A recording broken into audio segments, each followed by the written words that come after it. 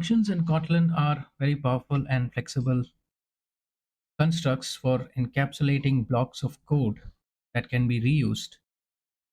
To declare a function, you need to use the fun keyword followed by the function name, its parameters, and the type of the parameters. And if your function returns something, you need to give the return type as well. And if your function does not return a value, its return type is unit, which is the same as void in Java. I'm going to write a function to add two numbers. Say fun. Fun is the keyword followed by the name of the function. And here I'm going to say it's going to take two parameters, a and b, of type, both are of type integer. It's going to return an integer,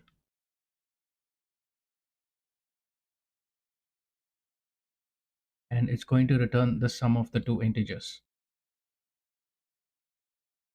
Kotlin also has single expression functions. So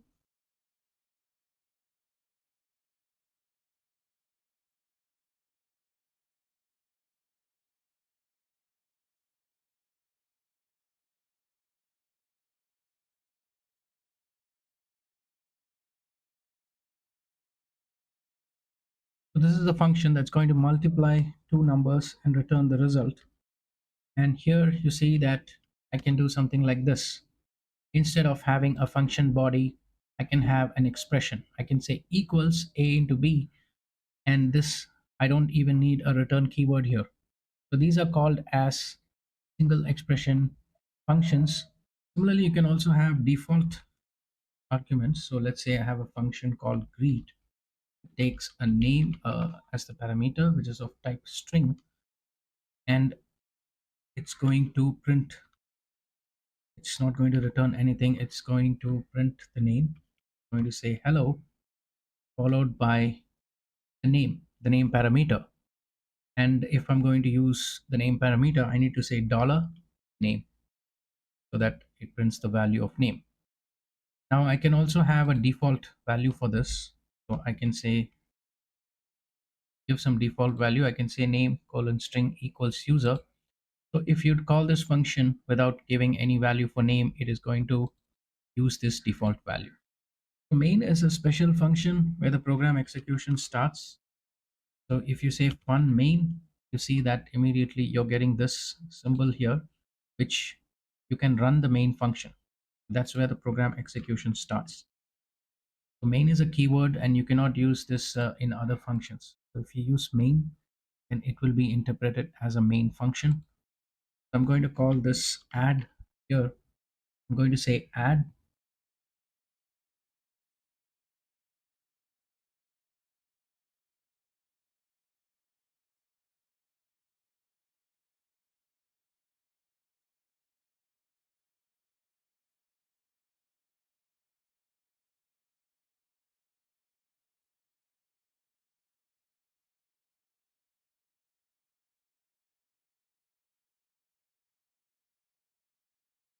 You can see the output of this program is 30. And here you can see that I'm passing values 10 and 20 to this function, and it returns the sum of the values. Similarly, I can do this. So println is used to print to the console. You can say the product of the numbers.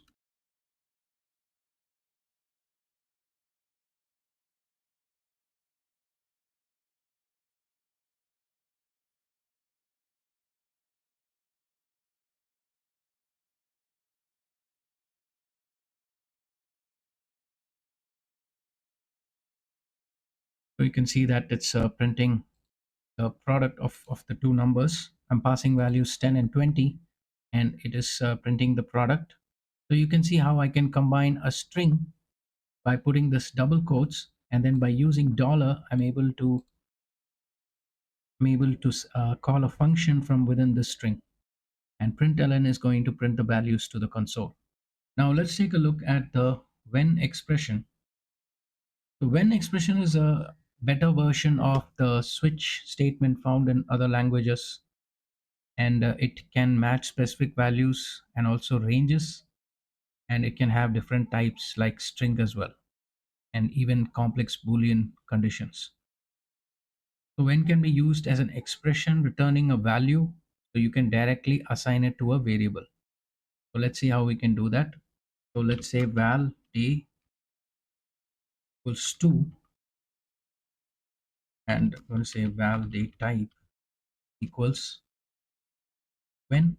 So when is the keyword, so this is going to take going to display its output based on the value of day. So I'm going to say when day, say 1. When the day is 1, I'm going to say Monday.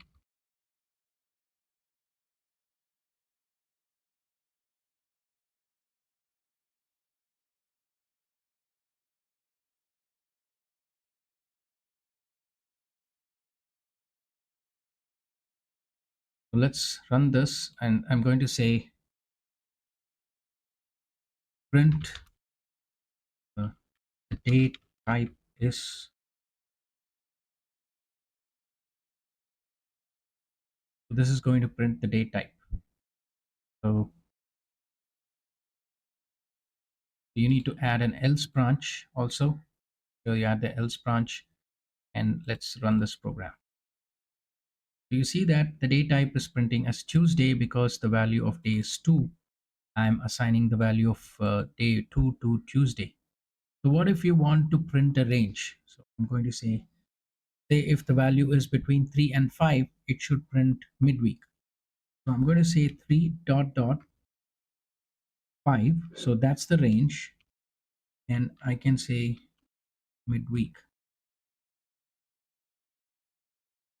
And there's an error here. You need to say in 3 to 5. You need to use the keyword in followed by the range and then midweek. So if I have day as 3 or maybe 4, you see that it's printing midweek here. So you can see how powerful when expression is. You can also you're assigning it to a value as well. You're assigning it to a variable, and the output of the when expression is now going to be assigned to the variable date type. So this is a very useful feature, and it's a very versatile and useful tool for implementing complex conditional logic, and it's clean, readable, and exhaustive. So it improves upon the limitations of the switch statement.